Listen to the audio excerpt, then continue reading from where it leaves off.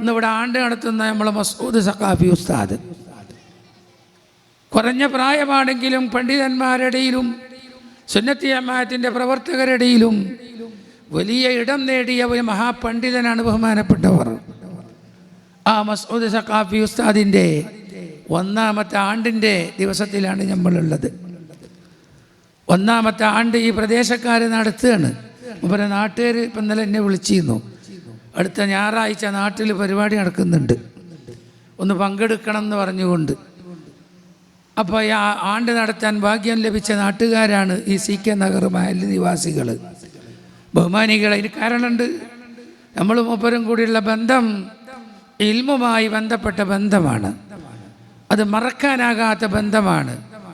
അത് നഷ്ടപ്പെടാൻ പാടില്ലാത്ത ബന്ധമാണ്. ആ മഹത്തായ ബന്ധം, ആ ബഹുമാനപ്പെട്ട വഫാത്തായത് എങ്ങനെ? പെട്ടെന്നൊരു സുപ്രഭാതത്തിൽ ഒരു ചെറിയ അസുഖം വന്നു. അങ്ങനെ ആ അസുഖത്തിലാണ് ബഹുമാനപ്പെട്ടവർ മരണപ്പെടുന്നത്. അതിന് 2 ദിവസം മുമ്പ് കാസർഗോഡ് റെയിൽവേ സ്റ്റേഷനിൽ വെച്ച് രാത്രി 1:30 മണിക്ക് ഞങ്ങൾ രണ്ടാളും കൂടി ഒരുമിച്ച് കൂടി. ഞാനും മസൂദ് സഖാഫി. ഞാൻ വേറെ സ്ഥലത്ത് നിന്ന് പരിപാടി കഴിഞ്ഞ് വരികയാണ്, മൂപ്പര് വേറെ സ്ഥലത്ത് നിന്ന് വരികയാണ്. ഞങ്ങൾക്ക് രണ്ടാൾക്കും പോരാനുള്ളതൊരു ട്രെയിനാണ്. അപ്പോൾ എന്നോട് പറഞ്ഞു, നിങ്ങൾ എൻ്റെ കമ്പാർട്ട്മെൻറ്റ് കയറിക്കോളി, എന്നിട്ട് നിങ്ങൾക്ക് പരപ്പനങ്ങാടി ഇറങ്ങാം, എന്നിട്ട് CK നഗറിൽ വന്നൊന്ന് വിശ്രമിച്ചിട്ട് പോകാം എന്ന് പറഞ്ഞു. എന്നോടപ്പോൾ പറഞ്ഞൊരു വാക്കാണത്, നിങ്ങൾക്ക് വിശ്രമിച്ചിട്ട് പോകാം. അപ്പം ഞാൻ പറഞ്ഞു, എൻ്റെ വണ്ടി തിരൂരിലാണ്, അതുകൊണ്ട് വണ്ടി എടുക്കൽ എനിക്ക് അനിവാര്യമാണ്, എനിക്ക് രാവിലെ കോളേജിൽ ക്ലാസ്സിന് എത്തണം. അപ്പോൾ അതുകൊണ്ട് ഞാൻ പിന്നെ വരണ്ട്, ഇപ്പം ഞാൻ വരുന്നില്ല. അങ്ങനെ പറഞ്ഞ് പിരിഞ്ഞതാ. അള്ളാഹു ആ ഖബർ അല്ലാഹ് സന്തോഷമാക്കട്ടെ. പിന്നെ കമ്പാർട്ട്മെൻറ്റിൽ മൂപ്പര് മുന്നിലെ കമ്പാർട്ട്മെൻറ്റിൽ ഇറങ്ങി, ഞാൻ ബാക്കിലെ കമ്പാർട്ട്മെൻറ്റിൽ. ഞാൻ പോകുമ്പോൾ മൂപ്പര് പ്ലാറ്റ്ഫോമിൽ കൂടി നടന്ന് വരുന്നുണ്ട്. അപ്പോൾ എന്നോട് കൈകൊണ്ട് ഇങ്ങനെ ഇഷാറത്താക്കി. ആ ഒരു ഇഷാറത്താണ് അവസാനമായി കണ്ട കാഴ്ച. അള്ളാഹുവെ, നാളെ സ്വർഗത്തിൽ വെച്ച് ഒരുമിച്ച് കൂടാൻ ഈ മജ്ലിസ് കാരണമാക്കണം അല്ലാഹ്, കാരണമാക്കണം അല്ലാഹ്. അപ്പോൾ എപ്പോൾ കണ്ടാലും ഞാൻ തമാശയിൽ മൂപ്പരെ വിളിക്കും, മഖ്സൂദ് സഖാഫി എവിടുന്ന വരുന്നതെന്ന് ചോദിക്കും ഞാൻ. മഖ്സൂദ് മൂപ്പർക്ക് വലിയ സന്തോഷമാണ് ആ വിളി കേൾക്കേണ്ടത്. അല്ലാഹു തആല ബഹുമാനപ്പെട്ടവരുടെ ദറജ അള്ളാഹു ഏറ്റി കൊടുക്കട്ടെ. മാത്രമല്ല, ജാമിയ നുസ്രത്തി എന്ന സ്ഥാപനത്തിൽ മൂപ്പര് രക്ഷിതാവ് കൂടിയാണ്. മൂപ്പരുടെ പെങ്ങളെ കുട്ടിയെ അവിടെ നമ്മളെ കയ്യിൽ ഓതാൻ കൊടുന്ന് ഏൽപ്പിച്ച് ഒരു രക്ഷിതാവിനെ പോലെ, നമ്മൾ എത്ര വിളിച്ച് ഉസ്താദുമാരിയ്ക്കണ സ്റ്റേജിലേക്ക് ഇരിക്കാൻ പറഞ്ഞാലും ആ മനുഷ്യൻ രക്ഷിതാവിനെ പോലെ സദസ്സിലേ ഇരിക്കുള്ളൂ. ഉസ്താദ്, ഞാൻ രക്ഷിതാവാണ്, അതുകൊണ്ട് ഞാൻ അവരെ കൂട്ടത്തിലിരിക്കാം, നിങ്ങൾ നിർബന്ധിക്കരുത് എന്നെ, എനിക്ക് അവിടെ ഇരിക്കലാണ് റാഹത്ത്. എന്നിട്ട് ആ രക്ഷിതാക്കന്മാരിയ്ക്കണ ആ കൂട്ടത്തിൽ പോയി ഇരുന്ന് പ്രസംഗവും നിർദ്ദേശങ്ങളൊക്കെ കേട്ട് പോവുകയും അങ്ങനെ ഇടയ്ക്കിടയ്ക്ക് ബന്ധപ്പെടുകയും ചെയ്തിരുന്നു. കുട്ടിപ്പുള്ളോടെ പഠിച്ചുകൊണ്ടിരിക്കുന്നുണ്ട്. അവരുടെ പെങ്ങളെ കുട്ടിയാണ്. അള്ളാഹുവെ, ആ ഞങ്ങൾക്ക് ഇൽമിന് ഒരുപാട് ഖിദ്മത്ത് ചെയ്യാൻ ഭാഗ്യം നൽകണം അല്ലാഹ്, തൗഫീഖ് നൽകണം റഹ്മാനെ. ബഹുമാനികളെ, നമുക്കൊക്കെ മരിച്ചു പോകണം. ഞാൻ പറഞ്ഞല്ലോ, ഈ ലോകത്തെ ജീവിതം എന്ന് പറഞ്ഞാൽ നമ്മളൊക്കെ മരിക്കാൻ കിടക്കുന്നൊരു മയ്യത്താണ് കാത്തിരിക്കുന്ന. ആ മയ്യത്തുമ്മ എന്തോ ഒരു കുതിരത്ത് ഇങ്ങനെ പ്രകടമായി കൊണ്ടിരിക്കുകയാണ്. അത് എപ്പോഴാണ് ഊരപ്പെടുക എന്ന് അറിഞ്ഞുകൂടാ. ഈ ബൾബ് കത്തുന്നത് പോലെ എന്തൊരു ശോഭയുണ്ട് ആ ബൾബിന്, എന്തൊരു പ്രഭയുണ്ട് ആ കാണുന്ന ബൾബുകൾക്ക് മുഴുവനും. പക്ഷേ അത് വളരെ പെട്ടെന്ന് സ്റ്റോപ്പായേക്കാം. കണക്ഷൻ വിച്ഛേദിക്കപ്പെട്ടാൽ, സ്വിച്ച് ഓഫായി കഴിഞ്ഞാൽ വളരെ പെട്ടെന്ന് തന്നെ അത് പെട്ടെന്ന് ഓഫായി ഇവിടെ ഇരുട്ടായി പോകും. അതുപോലെയാണ് മനുഷ്യ ജീവിതത്തിൽ അല്ലാഹു തആല സ്ഥാപിച്ചിട്ടുള്ള ജീവൻ എന്ന് പറയപ്പെടുന്നത്. അതുകൊണ്ട് എപ്പോഴും ഭയപ്പെടുക. അതാണ് എന്നോടടക്കം പ്രധാനമായി വയല് പറയാനുള്ളത്. എപ്പോഴും ഭയപ്പെടുക, അല്ലാഹുവിനെ പേടിക്കുക. സൃഷ്ടാവായ റബ്ബ് എപ്പോഴും ഇത് ഊരിയെടുത്തേക്കാം, ഏത് സമയത്തും മരിപ്പിച്ചേക്കാം. പക്ഷെ മരിക്കുമ്പോൾ ഹൃദയത്തിൽ നിറഞ്ഞിരിക്കണം ലാ ഇലാഹ ഇല്ലല്ലാഹ് മുഹമ്മദുർ റസൂലുള്ളാഹ് എന്ന അടിസ്ഥാനപരമായ പ്രഭയിൽ നമ്മുടെ ആത്മാവിനെ അല്ലാഹ് ഊരിക്കൊണ്ടുപോകണം. അല്ലാഹു അങ്ങനെയുള്ളൊരു ഖൽബ് എനിക്കും നിങ്ങൾക്കും പ്രദാനം ചെയ്യട്ടെ, നൽകി തരുമാറാകട്ടെ. കിട്ടിയതൊക്കെ നമുക്ക് ലാഭമാണ്. ഇപ്പം എന്നെ സംബന്ധിച്ച് പറഞ്ഞാൽ തന്നെ ഞാനൊരു 5-6 വർഷം മുമ്പ് 1919 ഒരു മേജർ ആക്സിഡൻറ്റ് വളരെ സീരിയസ് ആയി, ഇനി പൊട്ടാൻ ബാക്കിയൊന്നുമില്ല, സർവ്വ എല്ലുകളും പൊട്ടിയ ആളാണ് ഞാൻ.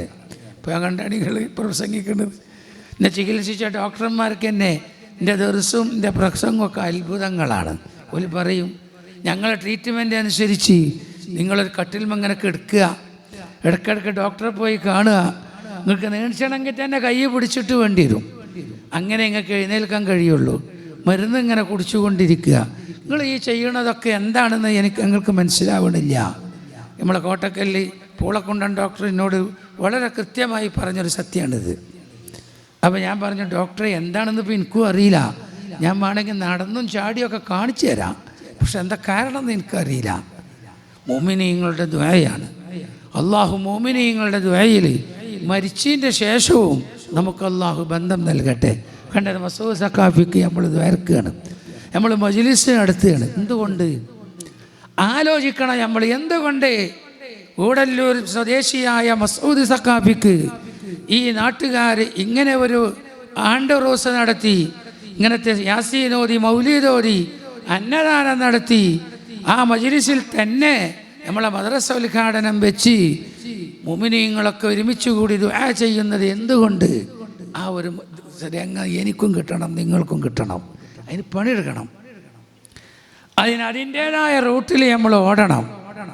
തോന്നിയ മാതിരി ജീവിച്ചാൽ നടക്കൂല. ഇതാണ് ഈ സന്ദർഭത്തിൽ സഖാഫി ഉസ്താദിനെ മുൻനിർത്തി എനിക്ക് നിങ്ങളോട് പറയാനുള്ളത്. ഇവിടെ മാത്രമല്ല, ഇപ്പം മൂപ്പര് കീശീരിക്കാർ വിളിച്ചിരുന്നു, മൂപ്പര് താമസിച്ചിരുന്ന നാട്ടിൽ അവിടുത്തെ ഉറൂസിന് വേണ്ടിയിട്ട്. ലക്ഷദ്വീപുകാർ വിളിച്ചിരുന്നു, നമ്മളെ സഖാഫി ഉസ്താദ് വഫാത്തായില്ലേ എന്ന് പറഞ്ഞ് ഞങ്ങൾ മജ്ലിസ് നടത്തുന്നു എന്ന് പറഞ്ഞിട്ട്. അവിടെയൊക്കെ ബന്ധമുള്ള വ്യക്തിത്വമാണ് ബഹുമാനപ്പെട്ട മസൂദ് സഖാഫി ഉസ്താദ്. അള്ളാഹു എത്ര ഏത് ദൂരത്ത് പോയാലും പള്ളിയിൽ ദർസ് മുടങ്ങാതെ കൃത്യമായി രാത്രി തന്നെ മുമ്പ് എത്തിച്ചേരും. ഇവരുടെ ഏറ്റവും വലിയ പ്രത്യേകതയാണത്. കുട്ടികൾക്ക് ദർസ് മുടങ്ങാൻ പാടില്ല എന്ന വിഷയത്തിൽ കർശനമായ നിർബന്ധമുള്ള മുദരിസായിരുന്നു. നാട്ടുകാരായ നിങ്ങൾക്കറിയാൻ ഞാൻ പറയേണ്ട ആവശ്യമില്ല. അതുകൊണ്ട് ഇവിടെ നമ്മൾ ആഗ്രഹിക്കേണ്ടത്, ഞാനും മരിച്ചാൽ ഒരുപാട് ഫാത്തിഹ എനിക്ക് കിട്ടണം, ഒരുപാട് യാസീനുകൾ കിട്ടണം, ഒരുപാട് ഇഖ്ലാസ് സൂറത്തുകൾ കിട്ടണം, ഇതുപോലുള്ള മജ്ലിസുകൾ കിട്ടണം. മുഅ്മിനീങ്ങൾ ഇവിടെ വലിയ സാക്ഷികളാണ്. മുഅ്മിനീങ്ങൾ പടച്ചവനെ ജീവിതത്തിൽ രക്ഷപ്പെടുത്തുമെന്ന് പറഞ്ഞാൽ അത് അള്ളാഹ് രക്ഷപ്പെടുത്തുന്നതാണ്. അള്ളാഹുവെ, മുഅ്മിനീങ്ങളുടെ ദുആയിൽ നീ ഞങ്ങളെ പങ്കാളികളാക്കണം, അല്ലാഹ് ചേർത്ത് തരണം റഹ്മാനെ. ഇതാണ് നമ്മുടെ ലക്ഷ്യം. ഇതാണ് മസൂദ് സഖാഫിയെ മുൻനിർത്തി ഈ പ്രദേശത്തുകാരോട് എനിക്ക് പറയാനുള്ളത്. നമുക്കും ഈ ദുആ ലഭിക്കണം, ഇതുപോലുള്ള മജ്ലിസുകൾ ലഭിക്കണം. നമുക്ക് വേണ്ടി മുഅ്മിനീങ്ങൾ ദുആ ചെയ്യണം. അള്ളാഹു നമുക്ക് തൗഫീഖ് നൽകുമാറാകട്ടെ.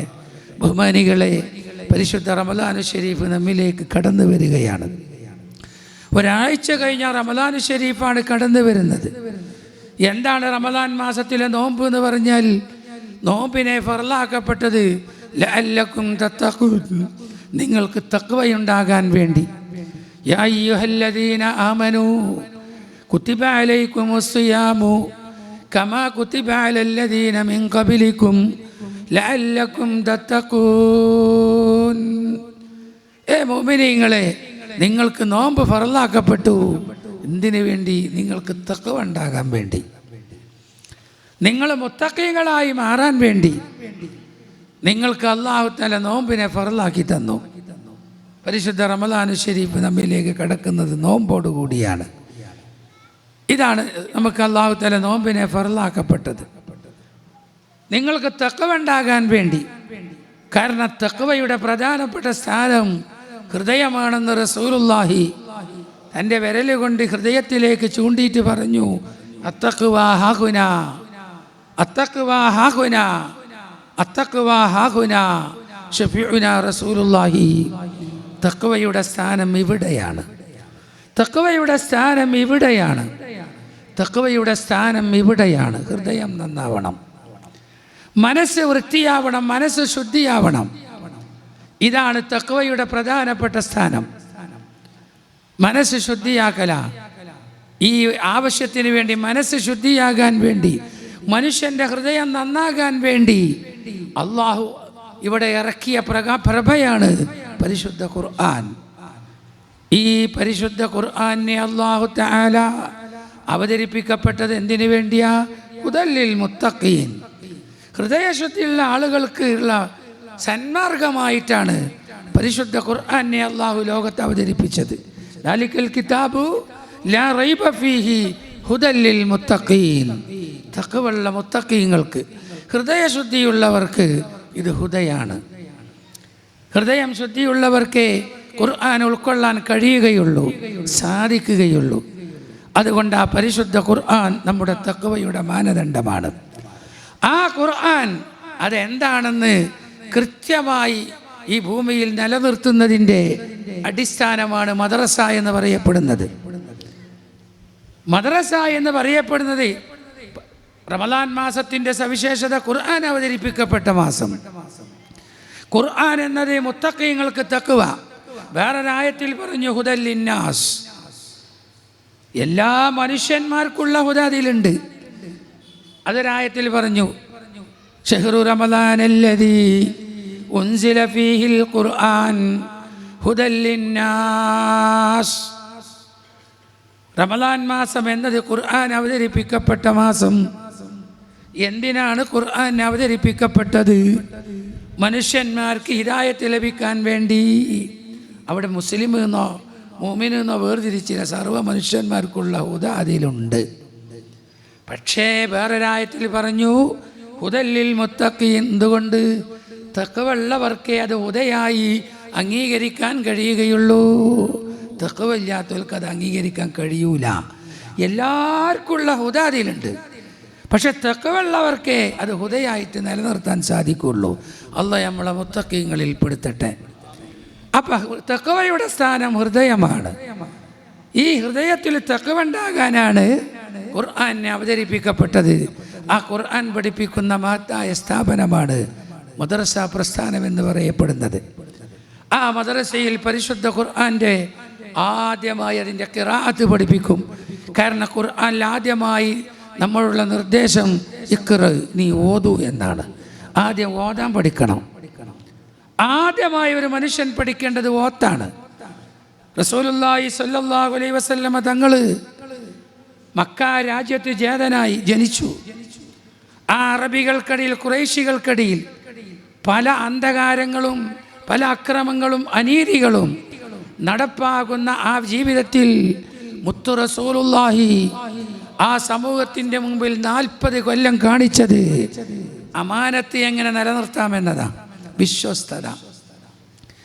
വിശ്വസ്തത എങ്ങനെ നിലനിർത്താം? അതുകൊണ്ട് ആ പ്രപഞ്ചം മുഴുവനും ഒന്നിച്ച് തങ്ങളെ വിളിച്ചു അൽ അമീൻ, വലിയ വിശ്വസ്തനായ മനുഷ്യൻ. അന്നത്തെ ഖുറൈശികൾ മുഴുവനും ഒന്നടങ്കം പറഞ്ഞു വല്ലാത്തൊരു വിശ്വസ്തനാണ് മുഹമ്മദ് എന്ന് ലോകം മുഴുവനും സമ്മതിച്ചു. അപ്പോൾ റസൂലുള്ള 40 കൊല്ലം നിലനിർത്തിയത് അമാനത്താണ്. നമുക്കൊക്കെ ഇവിടെ നിലനിർത്താനുള്ളതും അമാനത്താണ്. അങ്ങനെയാണ്. ഞാൻ നിങ്ങളോട് വേദന വരാമെന്ന് പറഞ്ഞാൽ ഞാൻ വരണം, അതിൻ്റെ അമാനത്താണ്. അത് അങ്ങനെ ഒരു ഉത്തരവാദിത്തമുണ്ട്. ഈ ഒരു കാര്യം കരാർ ചെയ്യുമ്പോൾ ഞാൻ വരാമെന്ന് പറഞ്ഞാൽ ഞാൻ വരണം, അതാ അമാനത്ത് എന്ന് പറഞ്ഞാൽ. അങ്ങനെ നമ്മൾ തമ്മിലൊക്കെ അമാനത്തുണ്ട്. ബാപ്പിയും മക്കളും അമാനത്താണ്, ഉമ്മിയും മക്കളും അമാനത്താണ്, ഭാര്യയും ഭർത്താവും അമാനത്താണ്, ആങ്ങളെയും പെങ്ങളെയും അമാനത്താണ്, അയൽവാസികൾ തമ്മിൽ അമാനത്താണ്, നാട്ടുകാർ തമ്മിൽ അമാനത്താണ്. അല്ലാഹ് നമ്മളെ നോക്കുന്നത് ഏൽപ്പിക്കപ്പെട്ട ബാധ്യത കൃത്യമായി നിലനിർത്തുന്നുണ്ടോ? അല്ലാഹു അവിടെ നമ്മളെ തോൽപ്പിക്കാതിരിക്കട്ടെ, പരാജയപ്പെടുത്താതിരിക്കട്ടെ. അമാനത്താണ് നമ്മിൽ നിന്ന് അല്ലാഹു നോക്കിക്കൊണ്ടിരിക്കുന്നത്. ഈ അമാനത്ത് നമ്മൾ നിലനിർത്തണം. അതിനുള്ള അവസരങ്ങളാണ് അല്ലാഹ് തന്നുകൊണ്ടിരിക്കുന്നത്. ഈ അമാനത്തിൻ്റെ പ്രായപൂർത്തിയായത് മുതൽക്കാണ് തുടങ്ങുക. അമാനത്തിനെ കുറിച്ചുള്ള ചോദ്യം പ്രായപൂർത്തിയും ബുദ്ധിയാകുമ്പോഴാണ് തുടങ്ങുക. പിന്നെ ചോദ്യം ചെയ്യപ്പെടും. അത് മുസ്ലിമിനോടും ചോദിക്കും, അമുസ്ലിമിനോടും സൃഷ്ടാവ് ചോദിക്കും, നിൻ്റെ അമാനത്ത് നിലനിർത്തിയോ? അവർ മറുപടി പറഞ്ഞേ പറ്റൂ. നമ്മളൊക്കെ മറുപടി പറയാൻ ബാധ്യസ്ഥരാണ്. അല്ലാഹ് തന്ന അമാനത്ത് നിലനിർത്തണം. അങ്ങനെയാണ്. ജീവിതത്തിൽ പല അമാനത്തും ഉണ്ടാവും. പുരുഷന്മാർക്ക് പുരുഷന്മാരുടെ അമാനത്തുണ്ട്, സ്ത്രീകൾക്ക് സ്ത്രീകളുടെ അമാനത്തുണ്ട്. പുരുഷൻ സ്ത്രീയാകാൻ പാടില്ല, സ്ത്രീ പുരുഷനാകാൻ പാടില്ല. ഇന്നിപ്പോൾ അമാനത്തുകൾ മാറിക്കൊണ്ടിരിക്കുന്ന കാലമാണ്. ഇന്ന് ജനറൽ ലൈഫായി വരികയാണ്. ലോകത്ത് മുഴുവനും അപകടത്തിലേക്കാണ് ലോകം നീങ്ങിക്കൊണ്ടിരിക്കുന്നത്. ബഹുമാനികളെ, വളരുന്ന കുഞ്ഞി മക്കൾക്ക് ഖുർആൻ പഠിപ്പിക്കണം, പരിശുദ്ധ ഖുർആൻ പഠിപ്പിക്കണം. ഇത് പറയുമ്പോൾ നമുക്കൊക്കെ ഖുർആൻ പഠിച്ചിട്ടുണ്ടോ? എന്താ ഖുർആൻ എന്ന് പറഞ്ഞാൽ? ഖുർആൻ്റെ ഒന്നാമത്തെ അക്ഷരമാണ് അലിഫ്. എന്താണ് അലിഫ് എന്ന് ചോദിച്ചാൽ നമുക്ക് പറയാൻ കഴിയുമോ? പണ്ടൊരു കുട്ടിയെ മദ്രസയിൽ ചേർത്തു, സ്കൂളിലും ചേർത്തു. രാത്രിയിൽ വാപ്പ വന്നിട്ടൊരു സ്ലേറ്റ് എടുത്തൊരു വര വരച്ചിട്ട് എൻ്റെ മോനെ അത് വായിക്കാമെന്ന് ചോദിച്ചപ്പോൾ കുട്ടി പറഞ്ഞു, ബാപ്പ 10 മണി വരെ അലിഫ്, 10 മണി കഴിഞ്ഞാൽ 1. കാരണം കുട്ടിൻ്റെ അലിഫിന് 10 മണി വരെ ഗ്യാരണ്ടി ഉള്ളൂ. അതല്ല അലിഫ്, അതൊരു അടയാളപ്പെടുത്തൽ മാത്രമാണ്. ഇവിടെ അലിഫ് പഠിച്ച മഹാനാണ് ആലുവായി മൗലവിപ്പാപ്പ. മൂപ്പരെ ചരിത്രം പരിശോധിച്ചാൽ നമുക്ക് കിട്ടും. ബഹുമാനപ്പെട്ടവർക്ക് ബിസ്മില്ലാഹിർ റഹ്മാനിർ റഹീം എന്ന ആയത്ത് ഉസ്താദുമാർ ഓതിക്കൊടുത്തപ്പോൾ അൽ ബാഉ, ബാ ആകുന്നത് കിതാബിൽ വായിച്ചു. ബിസ്മില്ലാഹിൻ്റെ ബാഇനെ കുറിച്ച് കിതാബിലുണ്ട്. അൽ ബാഉ, ബാ ആകുന്നത്. അപ്പം മുത്തഅല്ലിമായ ആരെ ചോദ്യം? കുട്ടിൻ്റെ ചോദ്യം ഉസ്താദിനോട്, ഉസ്താദെ ബാ അറിയുന്നതിൻ്റെ മുമ്പ് അലിഫ് അറിയണ്ടേ, അതെന്താണെന്നൊന്ന് പറഞ്ഞു തരൂ. കുട്ടിൻ്റെ അലിഫിൻ്റെ ചോദ്യത്തിൻ്റെ മുമ്പിൽ ഉസ്താദുമാർക്ക് മറുപടി പറയാൻ കഴിഞ്ഞില്ല. ചേർന്ന ദർസിലൊന്നും കുട്ടി നിന്നില്ല. എന്ത് അലിഫ് കിട്ടിയിട്ടല്ലേ ബാ? എന്താണ് അലിഫ്? എന്താണ് അലിഫ് എന്ന് പറഞ്ഞാൽ അത് പഠിപ്പിച്ചു തരണം. അങ്ങനെ ബഹുമാനപ്പെട്ടവർ ആ ചിന്ത എവിടേക്ക് എത്തിച്ചു? അലിഫ് പഠിപ്പിച്ചു തരാൻ പറ്റുന്ന മഹാനാണ് കവരത്തി ദ്വീപുകാരനായ മംഗലാപുരം ബന്ദറിൽ കഴിയുന്ന, ഇന്ന് മറവട്ട് കിടക്കുന്ന ജലാലുൽ മസ്താൻ. മൂപ്പരെ തേടി പോവുകയാണ് ആര്? ആലുവായി മൗലവിപ്പാപ്പ അലിഫ് പഠിക്കാൻ. പക്ഷെ ഇവിടുന്ന് ആലുവായിന്ന് പുറപ്പെട്ടപ്പോഴേക്ക് ജലാൽ മസ്താൻ ആ വിഷയം അറിഞ്ഞു. അത് ആ അലിഫ് അറിഞ്ഞവർക്ക് ലോകത്ത് മറല്ല എന്നാണ്. ഒരു പ്രപഞ്ചത്തിൽ എന്ത് സംഭവിച്ചാലും കാണും. അതാ അലിഫ്. ആ അലിഫ് നമ്മളാരും പഠിച്ചിട്ടില്ല. പഠിക്കണമെന്നുള്ള മനസ്സ് നമുക്ക് വന്നിട്ടുമില്ല. അവിടെയാണ് നമ്മളെ പ്രശ്നം. പഠിക്കണമെന്നുള്ള ചിന്ത നമുക്ക് വന്നിട്ടില്ല. ആലുവായി മൗലവിപ്പാപ്പ ഇവിടുന്ന് പുറപ്പെട്ടപ്പോൾ അലിഫിൻ്റെ മാധുര്യത്തിൽ മുങ്ങിയ ജലാലുൽ മസ്താൻ എന്നെ തേടി ഒരു മുത്തഅല്ലിം വരുന്നുണ്ടെന്നറിഞ്ഞ് ബഹുമാനപ്പെട്ടവർ കവരത്തി ദ്വീപിലേക്ക് കപ്പൽ കയറി. മംഗലാപുരത്തെത്തിയപ്പോൾ മൂപ്പര് കവരത്തിക്ക് പോയിക്കൊണ്ട്. അപ്പം മൗലവിപ്പാപ്പ വിട്ടില്ല. മൂപ്പരും കവരത്തിയിലേക്ക് പുറപ്പെട്ടു. ഇവിടുന്ന് കപ്പൽ കയറിയപ്പോൾ ജലാലുൽ മസ്താൻ ആ രംഗം കാണുകയാണ്. മൂപ്പർ അവിടുന്ന് ഇങ്ങോട്ട് കയറി. അവിടെ ചെന്നപ്പോൾ ജലാൽ മസ്താൻ അവിടുന്ന് ഇങ്ങോട്ട് പോന്നിക്കണ്.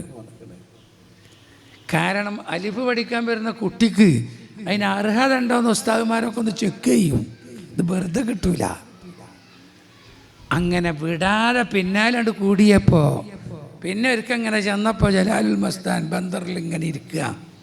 അപ്പോഴാ മൗലവിപ്പാപ്പ കയറി വന്നപ്പോൾ മാടി വിളിച്ച്, യാ അബൂബക്കർ താൽ, അബൂബക്കർ ഇവിടെ വാ. താൻ വലിച്ചുകൊണ്ടിരിക്കുന്ന സിഗരറ്റ് വായിലൊന്ന് വെച്ചു കൊടുത്ത് അതോടുകൂടി മൗലവിപ്പാപ്പാൻ്റെ ഹാല് മാറിപ്പോയി. അലിഫിൻ്റെ മധുരത്തിലേക്ക് കടന്നുപോയി. അത് ഇൽമുൽ മുകാശഫയാണ്.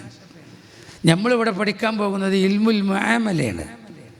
അല്ലാഹു നമുക്ക് ഇൽമുൽ മുആമലയും ഇൽമുൽ മുകാശഫയും അല്ലാഹ് പ്രദാനം ചെയ്യട്ടെ. നല്ല പഠിക്കണം. ഒരക്ഷരത്തിൻ്റെ അലിഫിൻ്റെ മധുരം ഖുർആൻ പറഞ്ഞില്ലേ, അലിഫ് ലാം മീം. അതിൻ്റെ തഫ്സീറിൽ എന്താ തഫ്സീർ പറഞ്ഞത്? അല്ലാഹു അഅലം. ആ വാക്കുകൊണ്ട് എന്താ ഉദ്ദേശിച്ചതെന്ന് അള്ളാഹ്ക്കേ അറിയുള്ളൂ. ഉസ്താദ്മാരോട് ചോദിക്കുക എന്താ അതിൻ്റെ തഫ്സീർ എന്ന്. എല്ലാ മഹാന്മാരും അതിനർത്ഥം പറഞ്ഞ അതാണ്, അല്ലാഹു അഅലം. ആ ഓത്തുകൊണ്ട് എന്താണ് അർത്ഥം ഉദ്ദേശിച്ചത്? അള്ളാഹിൻ്റെ ഉദ്ദേശം അള്ളാഹ്ക്കേ അറിയുള്ളൂ, നമുക്കാർക്കും അറിയില്ല. അതാണ് അലിഫ്. ആ അലിഫാണ് നമ്മളെ പിഞ്ചു പൈതങ്ങൾക്ക് ആദ്യാക്ഷരം ഇവിടെ കുറിക്കാനുള്ളത്. അവിടേക്കാണ് നമ്മളെ മക്കളെ നമ്മൾ കൊണ്ടുവരുന്നത്. ഇൻഷാ അല്ലാഹ് നമ്മളെ സ്ഥാപനം ഉന്നത സ്ഥാപനമായി അല്ലാഹ് അഭിവൃദ്ധിപ്പെടുത്തട്ടെ. അവിടെ അലിഫ് പഠിച്ച കുട്ടികളെ അലിഫിൻ്റെ മധുരത്തിലേക്ക് ഉയർന്ന മക്കളാക്കുമാറാകട്ടെ. പക്ഷെ ഇന്ന് രക്ഷിതാക്കൾക്കോ നാട് ഭരിക്കുന്ന ഭരണാധികാരികൾക്കോ പഠിക്കുന്ന മക്കളെ അലിഫിൻ്റെ മധുരത്തിലേക്ക് ഉയർത്തണമെന്നുള്ള യാതൊരുവിധ ചിന്താഗതികളോ അങ്ങനെയുള്ള ലക്ഷ്യങ്ങളോ ഇന്ന് സമൂഹത്തിൽ നിന്ന് ഉയർത്തപ്പെട്ടിരിക്കുന്നു, ഇന്ന് നഷ്ടപ്പെട്ടുകൊണ്ടിരിക്കുന്നു. ഇന്ന് മാമൂലത്തിൻ്റെ മതപഠനം, എന്താ മാമൂലത്തിൻ്റെ മതപഠനം? 3ാം ക്ലാസ് വരെ പഠിച്ചു എന്ന് പറഞ്ഞിട്ടില്ലെങ്കിൽ അതൊരൈബ, അത് സമൂഹത്തിൻ്റെ മുമ്പിൽ ഒരു ഐബ. ഈ ഐബ് തീരാനാണ് ഇപ്പം ഇന്ന് മദ്രസയിൽ ചേർക്കുന്നത്. സത്യത്തിൽ ഒരു ബാപ്പാക്ക്, ഒരു ഉമ്മാക്ക്, ഒരു കുട്ടിയിലുള്ള ബാധ്യത എത്രയെന്നറിയോ നിങ്ങൾക്ക്? ബാധ്യത ഒന്നും തീർന്നില്ല. നമ്മളെ സ്വന്തം മക്കൾക്ക് അലിഫ് പഠിപ്പിച്ചു കൊടുക്കണം. അലിഫ് കഴിഞ്ഞാൽ പിന്നെ ബാഗുണ്ടാവും. 28 അക്ഷരത്തിൻ്റെ സമഗ്രമായ സമുദ്രമാണ് ഖുർആൻ. അതിൽ 29ാമത്തെ ഒരു അക്ഷരം അതിലുണ്ടാവില്ല. ഖുർആൻ്റെ അക്ഷരങ്ങളിൽ 29ാമത്തെ ഒരു അക്ഷരം അതിൽ കാണൂല. നിങ്ങൾ അതിൽ 28 അക്ഷരം ഉണ്ടാവുള്ളൂ. അതാ ഖുർആൻ. 28 അക്ഷരങ്ങളുടെ സമഗ്രമായ സമുദ്ര പ്രപഞ്ചമാണ് പരിശുദ്ധ ഖുർആൻ. നിങ്ങൾ എന്തേ മനസ്സിലാക്കി ഖുർആനെ കുറിച്ച്? അതുകൊണ്ടല്ലേ 40 വയസ്സുള്ള തങ്ങൾ 40 വയസ്സ് വരെ അമാനത്ത് നിലനിർത്തിയ മുത്തുനബി തങ്ങൾ അമാനത്ത് നിലനിർത്താൻ പറ്റുമെന്ന് ജീവിച്ച് കാണിച്ചു കൊടുത്തപ്പോൾ അല്ലാഹു തആല സ്വപ്നത്തിൽ കൂടി അറിയിച്ചു, നബിയെ തങ്ങൾ ജബലുന്നൂറിൻ്റെ മുകളിൽ വന്ന്, ഹിറാ പർവ്വതത്തിൻ്റെ മുകളിൽ വന്ന് തങ്ങൾ ഒറ്റയ്ക്കിരുന്ന് ഇബാദത്തെടുക്കണം. അങ്ങനെ സ്വപ്നത്തിൽ കിട്ടിയ നിർദ്ദേശം അനുസരിച്ച് മുത്തു റസൂലുള്ളാഹി മക്ക കഅബയിൽ നിന്ന് 6-7 കിലോമീറ്റർ ദൂരത്തുള്ള ഹിറാ പർവ്വതത്തിൻ്റെ മുകളിൽ ആ മരുഭൂമിയുടെ മധ്യത്തിൽ ഉയർന്നു നിൽക്കുന്ന മലൻ്റെ ഏറ്റവും ഉയർന്ന ഗോപുരത്തിൽ ആ പാറകൾക്കിടയിൽ കഅബത്തിലേക്ക് തിരിഞ്ഞിരുന്നു. പള്ളി മേറാബ് പോലെ കഅബത്തിലേക്ക് തിരിഞ്ഞിരിക്കുന്ന ഒരു ഗുഹയാണത്. അത് കയറി കണ്ടവർക്കറിയാം. അന്ന് നോക്കിയാൽ കഅബം കാണും. എന്തുകൊണ്ട്? ചുറ്റുഭാഗത്ത് ഉയർന്നു നിൽക്കുന്ന പള്ളി കഅബത്തിൻ്റെ അത്ര ഉയരമില്ല. അന്ന് ചുറ്റുവട്ടത്തുള്ള പള്ളി ഉയരം കുറവാണ്, കഅബ ഉയരം കൂടിയതാ. അപ്പോൾ കഅബ എവിടുന്ന് നോക്കിയാലും കാണും. ഇന്ന് കാണൂല.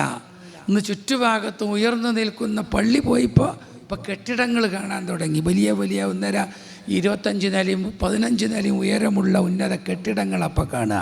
അന്ന് കഅബം കാണുമായിരുന്നു. റസൂലുള്ളാഹി സ്വല്ലല്ലാഹു അലൈഹി വസല്ലമ തങ്ങൾ അതിൻ്റെ മുകളിൽ അങ്ങനെ ദിവസങ്ങളോളം ഇരുന്നു. അല്ലാഹു തആലക്ക് ഇബാദത്തെടുത്തുകൊണ്ട് തനിക്ക് സ്വപ്നത്തിൽ കിട്ടിയ സന്ദേശമനുസരിച്ച് അപ്പോഴാണ് വലിയൊരു അമാനത്തെ ഏൽപ്പിക്കാൻ വേണ്ടി മലക്കുൽ അമീൻ മലക്ക് ജിബ്രീൽ അലൈഹിസ്സലാമിനെ അള്ളാഹു പറഞ്ഞയക്കുന്നത്. അതും ഒറിജിനൽ രൂപത്തിൽ 600 ചിറക്, ജിബ്രീലിൻ്റെ 600 ചിറകും വിരിച്ച് ഒറിജിനൽ രൂപത്തിൽ ബഹുമാനപ്പെട്ട ജിബ്രീൽ ചിറക് വിരിച്ചിങ്ങനെ മലക്ക് മുകളിൽ ഇങ്ങനെ വന്നപ്പോൾ ആകെ പ്രപഞ്ചം ഇരുണ്ടുപോയി. ഒറ്റയ്ക്കിരിക്കുന്ന 40കാരനായ തങ്ങൾക്ക് അള്ളാഹു വലിയ കാവൽ കൊടുത്തു. അല്ലെങ്കിൽ പലതും സംഭവിച്ചു പോകും അവിടെ. അങ്ങനെ ജിബ്രീൽ ഇറങ്ങിയ ഇറക്കൊക്കെ ഭയാനകമായ പൊട്ടിത്തെറിയുടെ ശബ്ദമായിരുന്നു. അതും കൂടി കേട്ടാൽ പിന്നെ പറയേണ്ടി വരുമോ? പേടി. എന്നിട്ട് ആ ഒറിജിനൽ രൂപത്തിൽ വന്നിട്ട് ഇഖ്റ, അറബി ഭാഷക്കാരനായ തങ്ങൾ 40 വയസ്സുള്ള തങ്ങൾ ഇഖ്റ ബിസ്മി റബ്ബിക്കല്ലദീ ഓതിക്കൊടുത്താൽ അത് കേട്ട് ഓടാൻ കഴിവുള്ള നബി തങ്ങൾ എന്താ പറഞ്ഞത്? ഇല്ലട്ടാ മാനബി കാരീൻ, എനിക്കോതാറിയില്ലട്ടാ. എന്തേപ്പത്? 40 വയസ്സുള്ള റസൂലുള്ളാഹ്ക്ക് അറബിയിൽ ഇഖ്റ ബിസ്മി റബ്ബിക്കല്ലദീ എന്ന് പറഞ്ഞു കൊടുത്തപ്പോൾ എനിക്കറിയില്ല എന്ന് എന്തേ പറഞ്ഞത്? തങ്ങൾക്കത് കേട്ട് പറയാൻ കഴിയൂലേ? അറബി അല്ലാത്ത നമ്മൾ പറയും ഒരു പദം ഓതി തന്നാൽ. 40കാരനായ തങ്ങൾ എന്ത് പറഞ്ഞു? ഉത്തരവാദിത്വത്തിൻ്റെ ഗൗരവത്തിൽ മനസ്സ് ഇണങ്ങിച്ചേർന്ന റസൂലുള്ളാഹി പറഞ്ഞു, അത് ഏറ്റെടുക്കാനുള്ള യോഗ്യത എനിക്കില്ല, ഞാൻ വളരെ സാധുവാണ്, മിസ്കീനാണ്. ജിബ്രീൽ അലൈഹിസ്സലാം വിട്ടില്ല. കാരണം വലിയ അമാനത്ത് നിലനിർത്തുന്നതിൽ അമാനത്താണ് ഇവിടെ മാനദണ്ഡം. നാളെ ഖബറിലും അല്ല ചോദിക്കല്, മുൻകർ നക്കീർ ചോദിക്കല് അമാനത്താണ്. മലക്കുൽ മൗത്ത് അസ്റായീൽ അലൈഹിസ്സലാം എന്നെ മരിപ്പിക്കാൻ വരുമ്പോഴും എൻ്റെ സലാമത്ത്, ഞാൻ ഏറ്റെടുത്ത ബാധ്യതകൾ ഞാൻ നിർവഹിച്ചിട്ടുണ്ടോ? ഇതാണ് എൻ്റെ അമാനത്ത്. നല്ല ശ്രദ്ധിച്ച് ജീവിച്ചാൽ മതി. ഇന്നിപ്പോൾ അമാനത്തിനെ കുറിച്ചുള്ള ചിന്തയൊക്കെ വളരെ കുറവാണ്. ഇന്ന് ലോകത്താകെ ഉയർന്നതും അമാനത്താണ്. ഇന്ന് മക്കളൊന്നിപ്പോൾ വ്യാപാരിമാരെയും നോക്കുന്ന കാലമല്ല. അവിടേക്കാണ് ഇപ്പോൾ ഒരു അമാനത്തും ഇല്ല. ഇപ്പം ഇന്ന് അമാനത്തുകളൊക്കെ നഷ്ടപ്പെട്ടുകൊണ്ടിരിക്കുകയാണ്.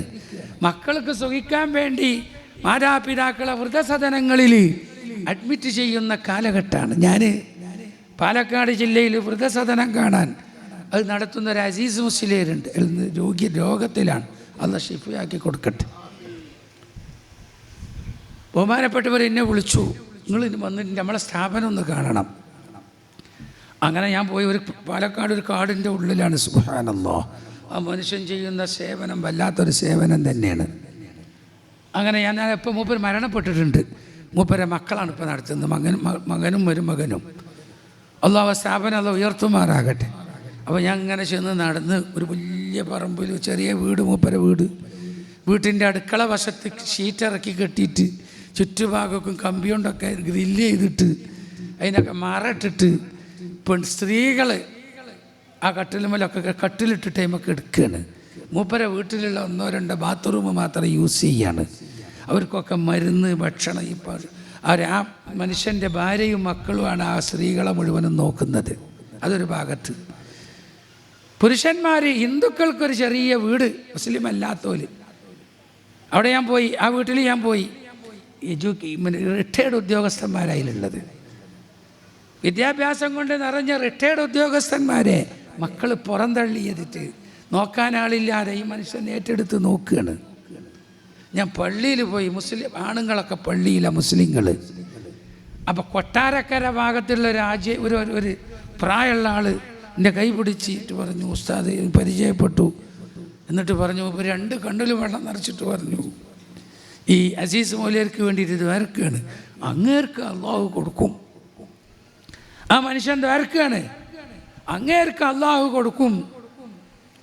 കാരണം എല്ലാ നേരത്തും സുന്ദരമായി ഭക്ഷണം തരുന്നു, രോഗം വന്നാൽ ശുശ്രൂഷ തരുന്നു, മരുന്ന് തരുന്നു, സുരക്ഷിതമായി ഉറങ്ങാനുള്ള സൗകര്യം തരുന്നു, മരിക്കാനൊരു പേടിയുമില്ല, നല്ല പ്രൗഢമായ നിലക്ക് മയ്യത്ത് കുളിപ്പിച്ച് നിസ്കരിച്ച് മറമാടുന്ന സൗകര്യങ്ങൾ, ഒരു ബേജാറുമില്ല.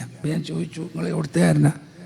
ഞാൻ സ്റ്റേറ്റുകാരനാണ്, തെക്കൻ ജില്ലക്കാരനാണ്, ഞാൻ റിട്ടയർഡ് ഉദ്യോഗസ്ഥനാണ്.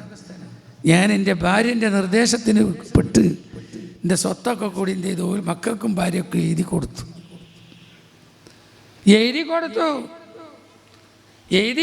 ഞാൻ ജോലിയൊക്കെ വിരമിച്ച് വീട്ടിലായപ്പോൾ ഒരു സുപ്രഭാതത്തിൽ ഭാര്യയും മക്കളും കൂടി എന്നെ പുറത്താക്കി.